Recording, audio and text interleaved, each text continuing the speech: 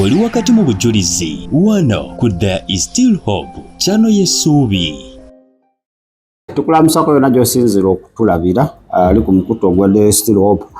Ayo ku There is Still Hope 2 Tish testimony n'emikutu emirala webali kubanga ate otugoberera. Mukama tukwebaza olw'amakya g'olunaku olwaliro tukuwa ekitiibwa n'amatendo. Twaniza omwoyo omutukuvu ajja atulungamye okuyita mu Kristo Yesu omwana wa Katonda omulamu. Amina era amina ddala nange nyongera okulamusako gwe nawe neyeekumira ku There is Still Hope okola ky'amannyo okubanga ate otugoberera mu linnya lya Mukama waffe Yesu Kristo omwana wa Katonda omulamu.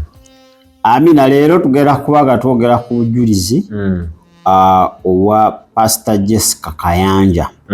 Adde ntambula wano embugwako. Yes sir. Ajulira Mukama bamuwa obutwa badde yakasuuka. Badde yakasuuka. Waliwo yamuwa obutwa. Yana abantu. Ye bannange. So yamuyita bulungi. Jangu nakufunyeko ekirooto. Twaluse ng'oli mulwadde. Abaze ndi mulamu. Nti naye waliwo wano ebyokunywanya bino biboostinga kati abayimirira nnyo vitamini binywa bigira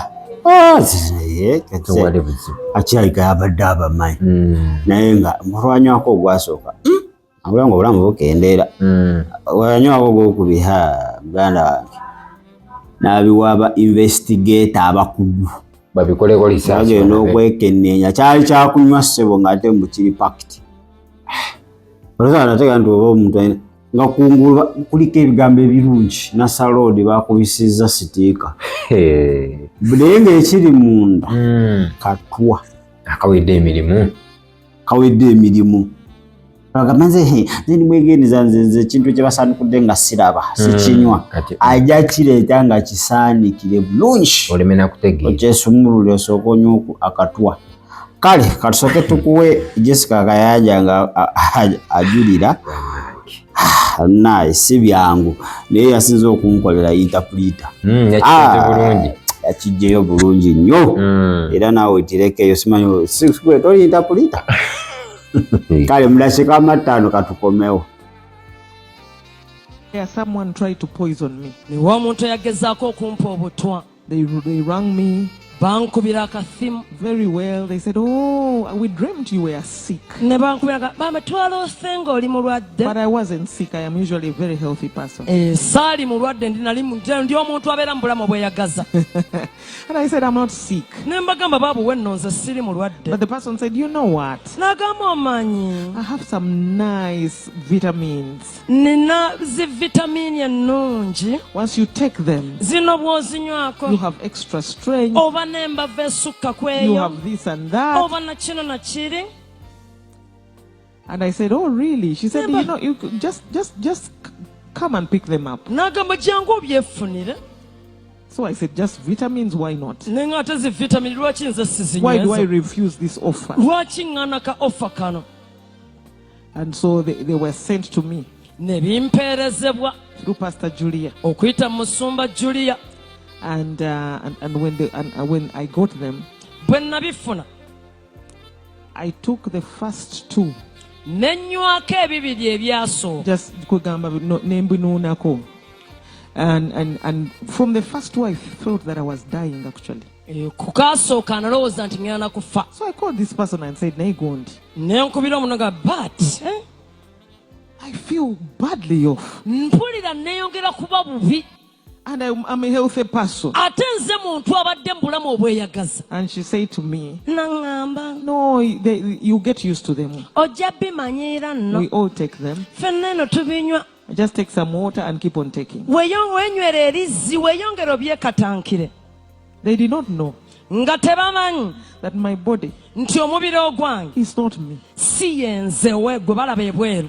My body is not me. Omubiri gwange si yenze. The second day, because you know the devil also tries. Okimanyi ne Sitaani agezaako.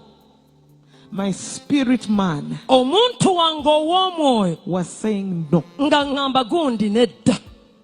But the flesh naye nga omubiri was saying, but why shouldn't I? Nga lwaki zi vitamin tozeeyongera? Anti bagambye be bazitwala.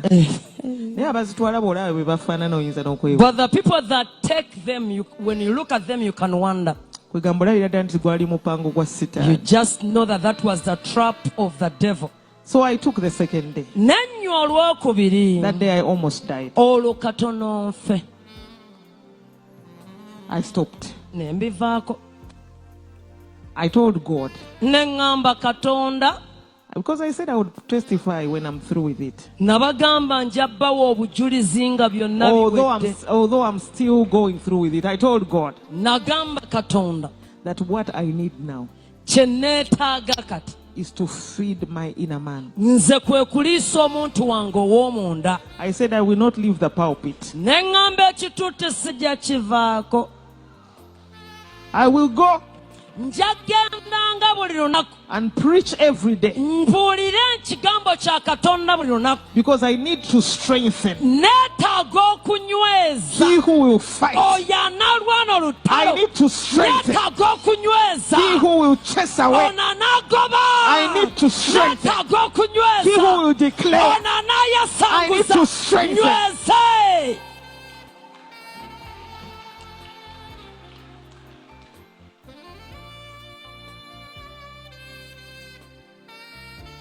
So I handed in the bottle for investigation. Kati ne mpaayo akacupa bakeekebejje nno.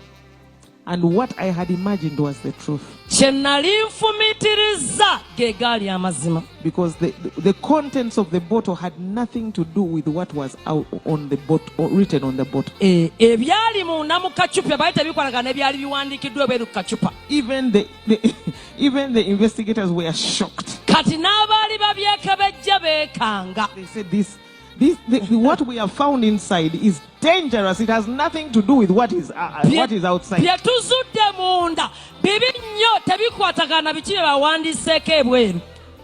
And I said I need Ne ŋŋamba neetaaga now to strengthen kati okunyweza the inner man. omuntu wange Because he ow'omunda is the only one kubanga ye yekka that can fight this battle. asobola okulwana olutalo luno. So people said, stay at home. Abalanga banga mami wummula beerako Look eka. at what you're going. I don't want to go through the details of what I've been going through Sijja babulira kawonvu na kagabye nayiseemu medically. mu byekisawo. But it has been a bad situation. Naye embeera mulokole ebadde mbi. My husband will testify of the same. Omwami wange ajja kujulira. Kale Bayibuli yatusomera mu kitabo kya Luka, Matayo, manya Mark. Tubinywa ebiridde 16 I think 15 ojja kutusomera eyo. Mark 16 tandikidde 15. N'abagamba nti mugende mu nsi zonna mubulire enjiri eri ebitonde byonna. Kira 18 bajja kwesomera yawo. Okay. Agamba bw'ati 18.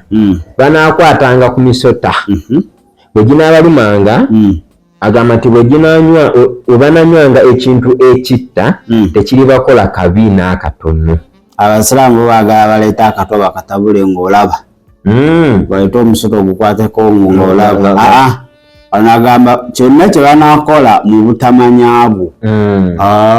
Ekineeka n'abakatwa tekajja kukutwala. Tekasobola kutta. Bidde kansumba abanyiga bawa obujulizi babawadde ku butwa. Naye bagenda ogira alaba byafuluma tebikwatagana. Agerako omuduuka amugamba gwe kato akanywa dda. Nino waali bamuwa ku makerenda n'atereera nadde engulu. So kino kyakuyiga ate swagala muze nja kwekuuma nnyo. Kizibu nkwankubulire omuntu ayagala okukola akabi aba wa munda wennyini. Zanda zakweta omuntu gw'otamanya kuwa ekyokunywa ojja kwekengera. Kituufu. Oyo gw'oseka naye sitaani gw'ayingira gw'akozesa n'asooka akulunga nawe n'okawulira. Bantu bangi bafudde mu by'okusaagirira. Serious. Bawadde obutwa ne bafa. Nolwaza Mukama eyamuwonyeza kitiibwa kya Mukama kati gwoyombayomba mami Jessica siminako buzibu ate kati buzibu kyakukola ki aye newaba alina kyeyakola Yesu yagamba temulabe okola ki omwagali musabire waba alina enjala muwe emmere waba alina ennyonta ekyokunywa kimuwe kakati gweyombera ki yobanga kisenyi ekimuyombe kisegeeza olwabwewa byawandiikibwa oyo aba sitaani yakukozesa kimanyi nabalokole tulina abalabe n'abalokole tuba n'abalabe balina balina nze nina omulabe ali omu sitaani bo balina abalabe oli alina abalabe okitegedde so omuntu ajanawo obubirizi obufaanana waliwo nalaba comments wenabujje ndabya ddala nga sitaani akyafuga manya gamba alimba nti babugaba mu butundu babugaba nabo kyabatuuseeko mbo bafaafe natumulidde nengana naye sitaani akyafuga omuntu ajanawo obujulizi nti yawonye okufa gwe n'osanyuka n'ogamba singa kyabadde lwaba sitaani nambeemu kubanga babigamba nti nawaabanga mulabewo tuteekeddwa bemusekerera gwalina okubeera kubasooka abamuggusa mu ddwaliro ngaafunye obuzibu yegwe olina okuba nambeemu eggulu simanyi eggulu simanyi oba supesa ezimu balisimbamu bimuli mulabewo naafuna obuzibu gwaggwe olina osookawo mwitaasi kuba nange ekizibuwala kizitowa ntegerayo omuntu akubulire niwoba oli mu mwoyo tewaliwo akaseera wootuuka ng'oli mu kugezesebwa kati ng'ekyo nga kizibu obujulizi buli bwewampaako omusajja yali awalana munno emmotoka oli neiba yagula emmotoka agitega emisumaali kiro kyenyini omwana we n'alwala ng'agenda kufa kyokanga emmotoka alina okutta aye nadduka wa neiba gye yateze emisumaali agenda osimbulawo eti nayituula naye ndowooza olaba sitaani wali omuzibu teyajjukira nako yadde nti oba yataddeyo emisumaali atakujjukiza kyokwa ogijjeeyo okuziba amaaso weerabirira ddala so bannange naddala abaweereza manyi Katonda yakuuma tusobola kwekuuma naye ate olina obeera omugezigezi ekyo kituufu tomala galyankuza tomala galyalya ddala egyo tugenda oweereza muganda wange ayina omuzoogo naye bakimala tomala galyalyawo kitegedde tomala galya tomala gafenkafenka ate ne Saala kintu kikulu nnyo n'ekyokubiri enkolagana ne Katonda bwe kiri okitegedde ebimu Katonda beeka n'ebibaawo afune ekitiibwa ebagaye buli kimu Katonda abeera ku kiziiza waliwo ekimu kyagenda oleka okiyitemu ojja ogulumiza erinnya lye kubanga tulabira ku mukulu mwennyini yatulokola bamulekera omusaalaba gwe n'abonaabona nagwo naye ekyavaamu erinnya lya Kristo paka nakatikola ki bigulumiziddwa kati ebimu wanaabikuwonya tewajja kuba bujulizi ebimu abikulekamu okibeeremu okiyitemu bwekiri kitegedde naye ate ekyo tekikulekawo obeere oweesuleyo gwa naggamba n'okubeera omugezigezi bino ebiro bye tulimu biri ivo bino ebiro bibi nnyo oyo gw'osinika naye sitaani gwagenda oleeta gwagenda oyitamu saa zino omuntu okulyamu olukwe teyeetaagamu wa biliyoni abantu ne ku mitwalo 20 akulyamu olukwe bamusuubiza kintu kyokka tebamusuubiza ne batakimuwa naye nga ye akoze damage omulaba akyasinza okuba ow'ettabu ye omulaba ow'omunda ate Yesu yagamba atya omulabe wanaabanga wa munju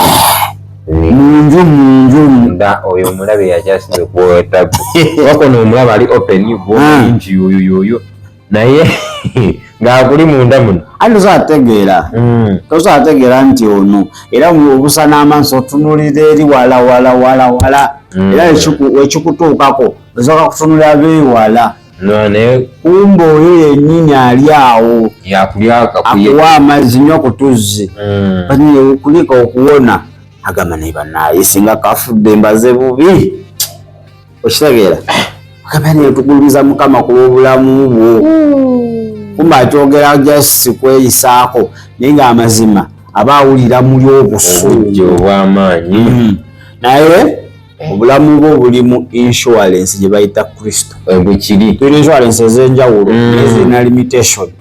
Obulamu bwo buwe Kristo abuwe Yesu olwaleero. Ekyo bwekiri nawe ojja yimirira obujulizi bujja nga tebufaanagana nga bwa Mami Jessica naye naawe Katonda asobola okuwonya mu mbeera efaanaganako bwetyo. Bwemu abawonyiza accident n'avaamu ng'abantu bonna bakutuse ebigere ye n'afulumamu ng'atambula naye n'agamba Katonda yate kiki ekibaddewo naye nga mirambo bali giteeka mu ambulances. So Katonda mukwasa obulamu bwe tosobola bukuuma. Tasobola bukuuma kati nga tonnayatula bali tulina channel ezitundibwa ziri bbiri bwekiri osaana okuweereza Mukama okuba omanyi abantu abamagama ate kakati simanyi oyenda gitandika ngendako okuna muntu omu kyano nzibu yakuza goge mazima YouTube ogikuza ndi eyewitness obeera ne kyano emyaka egi ng'eriko abantu aga abiri naye kakati enemweriko abantu omutwalo gumu endala eriko abantu 1500 osobola ojja wangulira good number ate ziri monetized zisasulwa tezirina buzibu ziriko content wa Kristo ate nga wa mazima. So osobola okwewangulira channel eyo notandika okuweereza Kristo. Tuweereze ku Mukama, weereza Katonda mu ngeri yonna gy'osobola. Kiri oba otadde olunyiririmu gweweereza abantu oyinza okuba nga tosobola kujja wano mu maaso ga kamera naye vidiyo z'olaba nange nako channel ezimu nga teziriko vidiyo ezange nga nfuna z'abalala mpuliriza nekinkomako naye nga nobuno obubakasaaba bukome ku nze kambukateekeyo nebutambula so okubuulira enjiri ogamba Mukama nali sobola kusoma Bayibuli n'eddoboozi yange lyali lya wansi simanyi nze binsumbula ate kakati nalikodinga ndya bwefuna vidiyo wuliriza tomala gateekayo soka owulirize bwekiri ekukomyeko wali omulala akolaki agyetaaga simu gy'olina erina mugaso ki mu bwakabaka bwa Katonda ekoze eki kimenya okumanya ogagiwera mbalirira ki kibalekano n'agamba ndi kakati era yonna mbasonyiye simu yekuyingiza eggulu Muganda okoze ki ebirala byonna kimanyi wayenda kimanyi wabba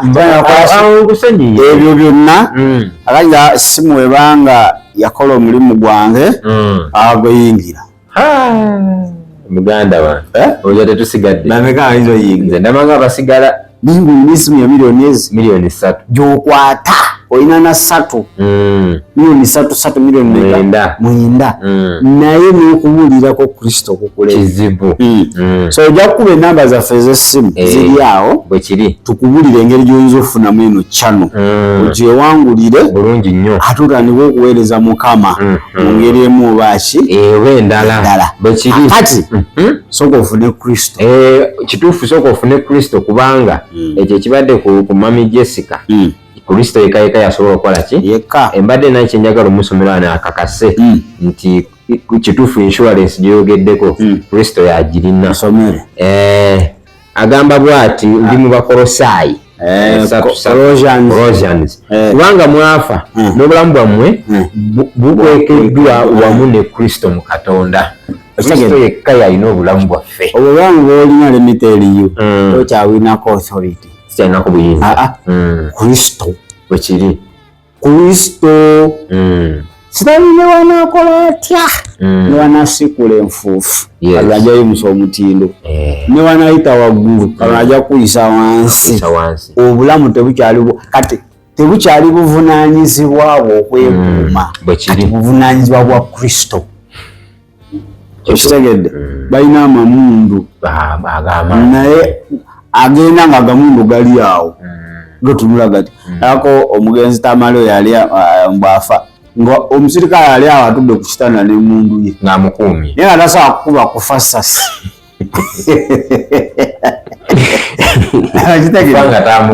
naye nga waba mulamu jangu omukwateko gundi so kakati Katonda yeesigaliza obuyinza era owulira erinnya lya Kristo litire ly'amaanyi nnyo kusinga mannya bonna. Kyo kituufu. Kale kkiriza Kristo gamba Yesu webaza olwaleero obulamu bwange okuva January okutuusa olwaleero bingi byempiseemu ebyali mazeewo obulamu bwange. Nze okubeera omulamu si lw'amaanyi gange, siri nti ndi mutuukirivu nnyo. Bangi abakoze okwagala kati nga tebakyali ku nsi. Nze nkwebaza kiyinza asaanidde naye okyandeseewo okyampadde akaseera. Kiva olwaleero nsazeewo obulamu bwange beera omulokozi era mukama waabwe. Nsaasira ebyansobako naze n'omusaayi gwo okuyita mu Kristo Yesu mwana wa Katonda omulamu. Amiina. Kale tugenda kwetolamuko katono we tujja olwaleero tugenda kutwala ekiyumba anaagwa misinde speedi ya kika kya waggulu ya Mwoyo Mutukuvu. Speedi ya Mwoyo Mutukuvu eyo yebeera perfect, tetomera accident, tetomezebwa, otuukira mu budde, tekeerewa ate tekeera. Kati lwaki tetubawumuzamuko katono etandikira abaagala omukutu batukubire ku masibe. Dakiika emu katukomewo. Obwo bwe bubadde obujulizi bwa leero ku There is Still Hope channel y'essuubi. Eri gwe Katonda gwawadde obujulizi osobola okujja n'ogabanako obujulizi obwo naffe olwo ekitiibwa kya Mukama kiyimusibwe. Tukubireko ku 0752 34 14 47 oba ku 0761 08 83 15. Osobola n'otufuna ku email eya tshitv74@gmail.com.